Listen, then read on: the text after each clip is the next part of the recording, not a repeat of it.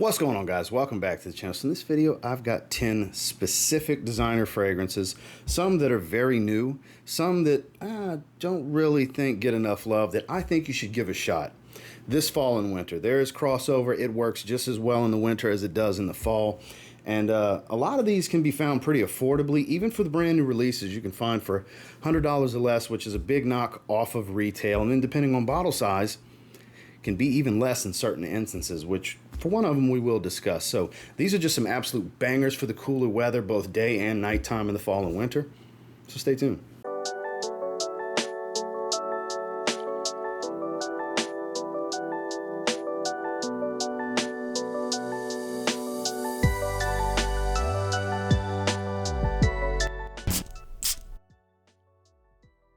Now this can be found pretty affordably, especially in a 60 ml bottle size like I have. It's in the vein of Fahrenheit. It's not as leathery. It doesn't have as much of a petroleum smell, but distinctively relatable to Fahrenheit, but more fruity, appley at the top, if you will.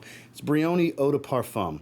This is a great fragrance that sparked its own great fragrance line. They do have a fifth flanker that is out that I have not gotten my nose on yet, because I know somebody's going to ask in the chat down in the comments below, but at some point I will definitely get it. I have the other four, but the base DNA I think deserves more love. Essential's really good, nice and green. Eclat, bright citrus, clean and musky. The Intense adds a very synthetic oud, but it's more of a sweet, spicy woodiness with this DNA. But the original, the refinement to this, while adding a little bit of a playful tone because of the fruitiness at the top with an all-time great, dressy, assertive, masculine profile like Fahrenheit. I think this fragrance deserves a lot more attention. It's a really good performer, and like I said, super affordable. 60 ml bottle size like this, you can expect to pay around 50 to 60 bucks. I think even a little cheaper in certain places. 100 milliliter bottles, I believe under 80, might even be around $65, $70 range. It just depends on where you find it. I didn't check in the link below before I looked, but I do know it's super affordable because I paid around 50 bucks for this a year and a half ago or something like that. Like, it's been a little while since I've bought it, but damn good for this time of year. I think it can be somewhat casual, but definitely to more dressy and evening situations. This is a great option. Those of you business professionals, great option for your daily driver. Again, it's Brioni Eau de Parfum. So the two designers that I think, my personal opinion, are the best released this year are in this list. And the first one, and they're kind of 1A and 1B. I can't decide which one I like more. So we'll start with the one that's the newest to me. We're talking about Boss Bottled Absolu, their newest release. Hugo Boss has been on an absolute tear with their releases. And I think it goes as far back as Boss Bottled Parfum, personally. I know not everybody was a fan of that green vegan leather kind of thing with the iris and all. I quite enjoy it. Followed it up with the Elixir. Followed that up with Triumph Elixir. Following it up with now this. I think it's 4 really strong releases in a row for this line, with this being the peak. I know there's the argument for a lot of people between the Elixir and this, because before this came, I think it was unquestioned. Most people would say the Boss Bottled Elixir, best thing they've ever done. This one, though, very leathery, resinous. It's got a little bit of a boozy nuance to it. It's got a hint of spice to it. It's smoky. It's balmy. It gets creamy as it dries and softens up a little bit, but it's very assertive and I guess somewhat aggressive in the opening while still being pretty smooth, but it's kind of intense, if you will. Kind of think of fragrances like Carlisle, for example, from Parfums de Marly. It reminds me a bit of that without some of the fruitiness in the top, that because you get a nice apple note from Carlisle. I don't really get that here. Great performer. Sillage is magnificent. I paid 65 bucks, I think it was, for this 50 ml from Fragrance Buy when they had it in stock. I don't think it's in stock currently. Definitely click the link and click notify me if you want to get it, because retail's like 140 for 100 ml, and I think it's right around 90 for 100 ml from the discounter. So if you can find it in stock, and they've been stocking it here and there, I would click notify me in the link below. But this, one of the 2 best designer releases this year to me, and clearly a cooler weather fragrance. This is definitely one to check out this fall and winter. You know, it's Hugo Boss's Boss Bottled Absolu. A lot of people deem this as the best of the line. I'm in agreement with that.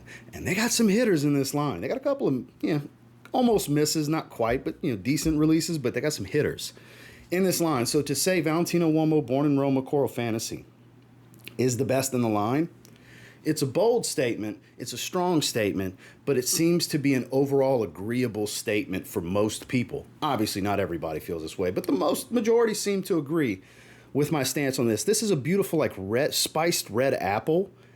It's a little earthy. I believe there's a tobacco note that gives this earthiness. I don't get distinctive, oh, that's tobacco, but I do get this nice earthy tone to it.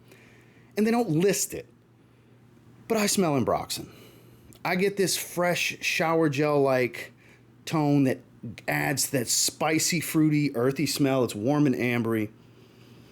Chemically synthetic smelling. It's not a natural smell, but out in the air. I mean, up close is where it's not really all that natural. It's very synthetic, but out in the air. Man, for those of you that are looking for compliments, you need to try this fragrance. Get a sample, go wear it out and about, wear it to work, wear it to dinner, wear it somewhere where you're going to be around a lot of people and test it. Because for a lot of people, others letting you know you smell good is important when you're choosing a fragrance.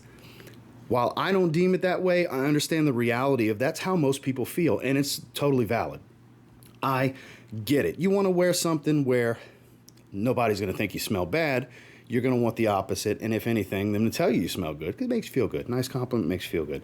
Probability goes up greatly with stuff like this. This is a damn good fragrance. It's going to be hard to top. It's got the mass appeal while not smelling like every other fragrance. It's not high-level redundancy. As far as the job it can do and the situations you'll wear it for, the style of the fragrance, there's redundancy here, but the exact profile, not so redundant. And that's harder to do with these designer releases. So as far as I'm concerned, this is one that you definitely need to check out if you haven't yet. It's Valentino's Born in Roma, Coral Fantasy. Now back to Hugo Boss. Okay. Their two last releases in the Boss the Scent line, I think, have been some of their best work. But realistically, most of the releases in the line at the time of the release has been their newest, best work. And the same goes for one that I recently finally gave a chance. And boy, was I oversleeping on this one. So Boss the Scent Le Parfum, it's kind of a must-try for you designer iris lovers. The way it comes across with the leather, it's not over-the-top makeup powder. These designer irises, these synthetic irises are like that most of the time. It's not earthy like a natural iris, don't get me wrong. But it's a milder, waxy and powdery iris. The leather balances it really well. You get hints of spice, of woods. There's a nice freshness to it. Don't get me wrong, it is powdery, but it's not as powdery as some of its counterparts, like a Valentino Uomo Intense. We spoke about one of the Uomo flankers in this video. A Le Parfum, Blue Noir Parfum from Narciso Rodriguez. Those are, I find, much more powdery than something like this. So if you like the powder, you just don't want it to be a bomb of it, maybe look into this. It's got a little bit of a creamy tone. It's a softer feel to the iris, but distinctive iris nonetheless. Iris leather done really, really well.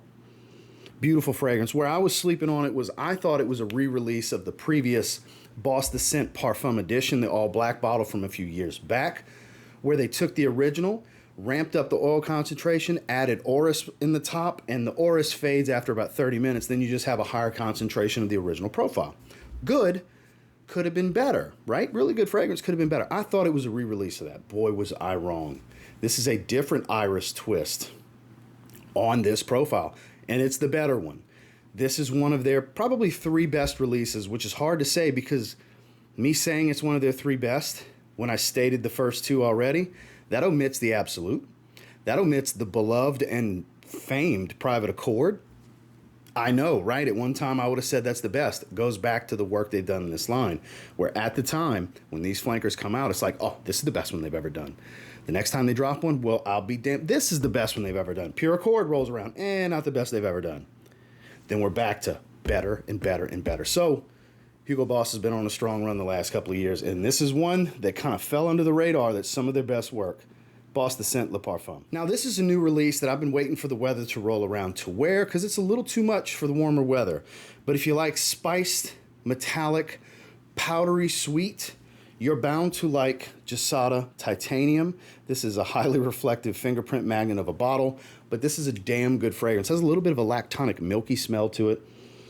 It kind of reminds me of a blend of a few things together. So if you were to take Le Parfum and blend it with a bit of Parfums de Marly Pegasus, I feel like this is the outcome. This is the baby birthed from that love affair.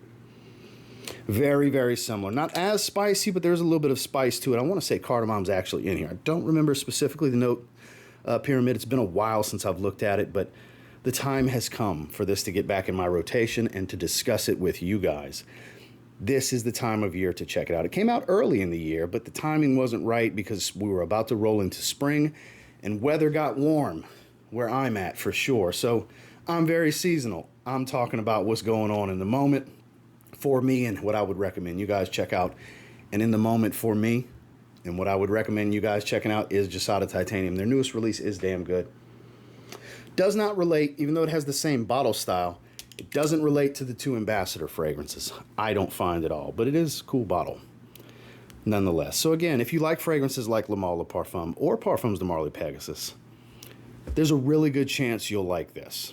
Just want to throw that out there. Really good performer, powdery, spicy, lactonic, metallic, sweet. All of these accords and musk are present in this fragrance. It's beautiful. It's Gisada Titanium. Now this is technically a more warmer weather type of profile, but it has some thickness to it. It's on the creamier woodsy side, so it definitely works when you want a little bit of a take me back to my beach vacation from this past summer kind of experience. That would still work in the cooler weather, I think, and I love the bottle as well. This is Carolina Herrera CH Men Birds of Paradise. Love the bottle. Did I mention that once already? Let me mention it a third time. I love the bottle. And while the notes would not indicate this, I believe it's chamomile and woods and all these other things. It's an odd note pyramid, and it's a different smell. It still manages to be tropical while being creamy and woodsy. I get a little bit of banana smoothie going on when I open this, and once you smell it, you can't unsmell that. Once I tell you banana smoothie, again, the notes don't dictate that. That's just the way it comes across to me. Just in the opening, it's got this like banana leaf kind of thing going. And I know it's the chamomile tea mixing with some other things, but it's a lovely fragrance. It definitely gives you that laid-back beach vibe. It's not a serious fragrance, but it's also not a juvenile or a playful, youthful type of scent. It's just a very laid-back, casual, later in the day, the sun hasn't quite set, but it's not scorching. Maybe you're relaxing in the shade. It's that kind of vacation beach vibe. And again, the density to this fragrance, I think, makes it work well if you want to be transportive and go back to, mentally to your beach vacation from the past summer, from the months past, while it's, say, a little chillier outside. Maybe you're rocking the hoodie like I am here today. So definitely worth checking out, in my opinion. If you haven't sampled this yet, I think this is an underrated, one of the better designers released this year.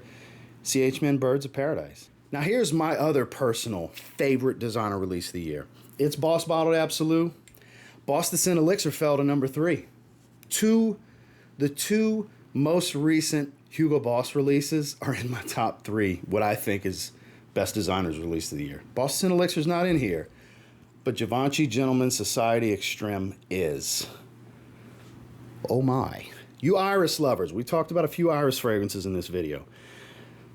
If you've ever tried the original Society, wood dominant, creamy, balmy, resinous, woodsy, smelled like it might have had iris, but they didn't list the iris. There was that confusion where it kind of smells like it, but maybe it isn't. No confusion here. They added iris. It's a little waxy. You get some spices at the top. All of those woody nuances and development still here. There's a little bit of a coffee note. Some I've noticed say they get more of the coffee. I get less of the coffee. Noticeable, detectable. It's there, but not dominant on my skin. A little bit of a roasted coffee smell. Not a fresh brewed pot of coffee. Dry roasted coffee bean. Just a little bit of it to go with some waxy iris, some spices, loads of different woody nuances from blonde woods to creamy woods to dense woods to sharp woods to creamy woods. There's all the woods. Plus some vanilla. It dries into a woody vanilla. And I've seen some say, oh, it's just a woody vanilla dry down. All the magic's early on. Yeah. All the magic is early on. For me, it's in the first few hours. And we're talking like 3, 4, 5 hours of the experience. Beautiful layers of nuance. And if you liked the original, I state it again, you will love this. Because I was a big fan of the original Gentleman's Society, and I never understood why it didn't get any love. Like, few people like it, but not as many as I would have thought. This, though. Blows it out the water. Yeah, it's redundant to have with the original, but if you're going to get one, this is far superior. There's so much more added to this one. This is worth having if you're a fan of woody dominant fragrances, or again, you're the iris enthusiast. It becomes a must try for you. It's Givenchy Gentleman's Society Extreme. Now, I'm not normally into chocolate fragrances. There's certain instances, Double Attack from Mind Games, the orange bitters with the semi-sweet dark chocolate and all. That's amazing. I know a lot of people love chocolate greedy. There's certain chocolate fragrances that are like, whew, next level for people.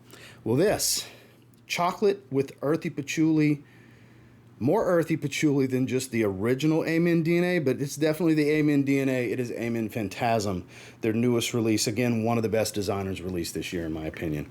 And we're moving into A Men Fantasm season. Fall and winter, that's the timing. It's time to pull this one out.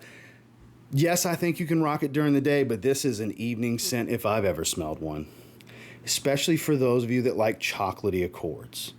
It's a darker chocolate. It's not like a creamy milk chocolate. There's some spice to this as well. It's smoky. There's a little bit of nuance here. There's really a lot to like about this one. Performance is really good. It's earthy, but it's not like challenging. Not to me. It still has the designer appeal. If you've ever liked anything about the base DNA, I think this was a super strong showing from them to reintroduce the line. Because this is the first we've had released in the A Men line in quite a while. And boy, did they really put a good effort out. If you haven't tried this yet, do you owe it to yourself? Especially if you've been a fan of the line and you've been waiting for them to put something else out and you just haven't gotten around to it. Get out and get your nose on this. This is a stud for the fall and winter. It's A Men Fantasm from Mugler. Next, we got another new release. We got a lot of new releases in this video because it's stuff that I've gotten that just weren't seasonally appropriate yet. Because like this is another prime example. I would never wear this in the summer heat. But when we move into the fall evenings and winter evenings, the best they've put out in the line, the best of the three so far. Scandal Absolu, Jean-Paul Gaultier. You add a rich honeyed accord to this with that typical sweetness they had before. I even get a little bit of a bouquet of flowers, floral aspect to it. I don't even remember if there's florals in here. With some woody nuance. It's a thick, sweet, but not sickening. I don't find it sickeningly sweet. I like sweet designers, and if you like sweet designers, you owe it to yourself to try it, especially if you're a fan of the Le Parfum, which most people consider so far superior to the original, which I'm with you. I'm with you. The Le Parfum, very, very much superior to the original. This, I think, superior to the Le Parfum. I think if you're going to get one, this is the one. If you have the Le Parfum, I don't think it's over-the-top redundant because this is dominant honey. If you like honey, you're another person I urge. Try this fragrance. It's just done well. It's a well-composed fragrance. And that's not the easiest thing to say about designer fragrances that, get churned out year after year. And, I mean, this is only the third release in this line. Jean-Paul Gaultier puts a lot of fragrances out across all of their particular fragrance lines. And they got a hit here. Another one, I'm featuring some of my best, what I deem the best designer releases of the year in this video, if you haven't noticed by now. It's not the overall, but there's a few of them. There's three or four. 1, 2, 3, 4, 5, actually 6. 6 of the next fragrance is a new release too. 6 of the fragrances here I think are some of the best. Is it the top 10 best? Yeah, some of them. We'll get to that video in December. But for now, if you haven't tried this and you like any of the previous releases or you're a fan of honey, do yourself a favor, get to a department store and get your nose on this. Jean-Paul Gaultier Scandal Absolu. Now, a lot of people like the original. I like the original. And it seems like more people like the original over this one. I think it's kind of split. I've seen a lot of feedback. I like this over the original. I think it's smoother. I think it's a little heavier. It is a bit sweeter. It's less musky. I don't think it's as dominant on the citrus either. YSL MYSLF Le Parfum. I think it's a great release. I like what they're doing, but it's too redundant. But it does smell like a true increase in concentration because they didn't really change the fragrance. So I just have been so conditioned to certain changes as they increase concentration that when they just up the oil concentration and don't really add a whole lot to the formula, it's a little foreign. Sometimes it does happen. And that's the case here, at least the way it smells. So the orange blossom is sweeter. It is heavier. It's not a powdery fragrance, at least not that powdery to me. It's got more of a sweet orange flower, sage and citrus type of smell. I don't even remember if sage is in here, but it kind of smells like there would be a little bit in the formula. They don't offer a lot in the note breakdown. I don't even remember it outside of the orange blossom. Honestly, you get some citrus. It's a little woodsy. I wouldn't say any more or less woodsy than the previous release. And the muskiness I got in the original, I think, is toned back greatly. But if you like orange blossom, but not that scratchy synthetic type of orange blossom, this is a smoother fragrance overall and a little bit sweeter. And I think that's what I like about it. Is I have so many fragrances, most of my orange blossom dominant fragrances have that same kind of tone and similar smell to one another, that kind of scratchy, you know what I'm talking about if you smell these fragrances. Your Nico Sculpture, your Parfums de Marly Altair, your Wooden Spices, all these things that fall into that orange blossom dominant. While this doesn't smell like those, it is still orange blossom dominant, but I think it's one of the better ones, especially when it comes to designers. I would encourage you to try it, even if you have the original. I do think it's next level redundancy. If you have the original, you don't need this. But if you don't have the original and you're deciding, don't forget to try this one before you make your decision and buy the original.